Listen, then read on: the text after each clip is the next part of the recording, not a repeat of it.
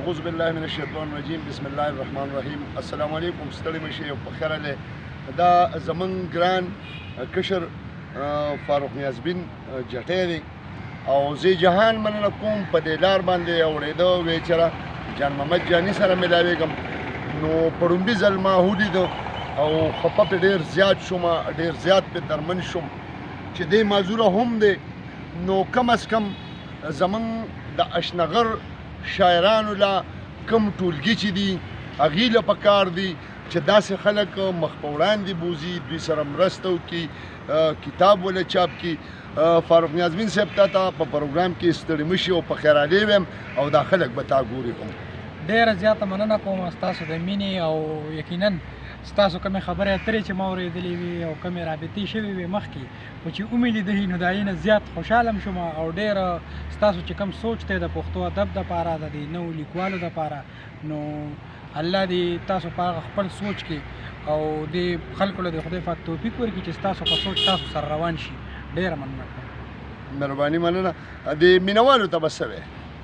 څو شعرونه به در سره شریک کړم یو غزل دی چې څومره زړه چو د انتظار ستاسو د ښار په سړک څومره زړه چو د انتظار ستاسو د ښار په سړک خپو کې مې ویلې شو بیزار ستاسو د ښار په سړک ډېر ښکلي او د پشکال غرمه به دلته کې لاسوک تېروي د پشکال غرمه به دلته کې لاسوک تېروي خو بس زمونږ د روزګار ستاسو د ښار په سړک او ما پې ګمان کوو د خپل کلي د خلکو په شان ما پې ګمان کوو د خپل کلي د خلکو په شان څوک د چا نه راتله په کار ستاسو د ښار په سړک او ستا په ژوندون کې خو زما مثال صدا رنګه و ستا په ژوندون کې خو زما مثال صدا رنګه و لکه چې پروت وي زوړ اخبار ستاسو د ښار په سړک او مونږه ساګانې هم د خلکو په مرضۍ اخیستې مونږه ساګانې هم د خلکو په مرضۍ اخیستې زمونږه چرته و اختیار ستاسو د ښار په سړک او نیازبین یې داسې خپله غېږه کې اخیستی دی چې نیازبین یې داسې خپله غېږه کې اخیستی دی چې اوس یې جمعه اوس یې اتوار ستاسو د ښار په سړک ډېره ملګرو د فاروق نیازبینو او کم خلک که زما ویډیو ګورئ او خوښوئ د فاروق نیازبین غوښتنه کوئ دی به تاسو ته بار بار راځي خو په دې څه ډېر زیات خفه شوم درمن پې ډېر شوم چې معذوره هم دی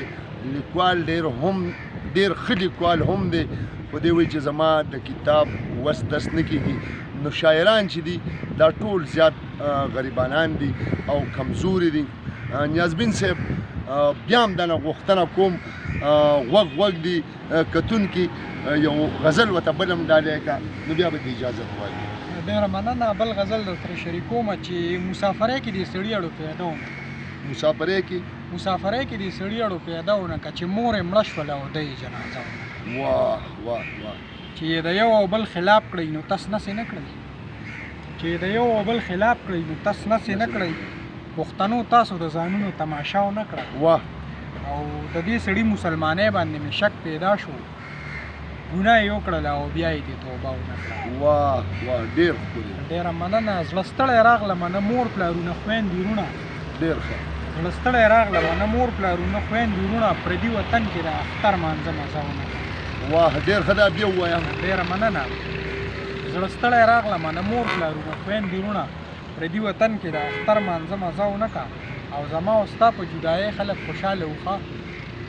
زما او ستا په جدایۍ خلک خوشحاله وښه زما او ستا په منځ کې یو سړي جرګه ونه کړه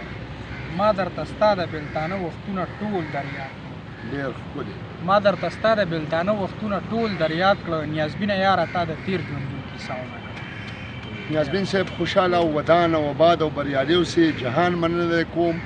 چې ته زما خواله رالې او انشاءالله دا به زمونږ ایماني چې ستاسو غږ به مخ په وړاندې مهرباني جي السلام علیکم دا کتاب لږ راوړه دې کتاب سره یو تصویر ښه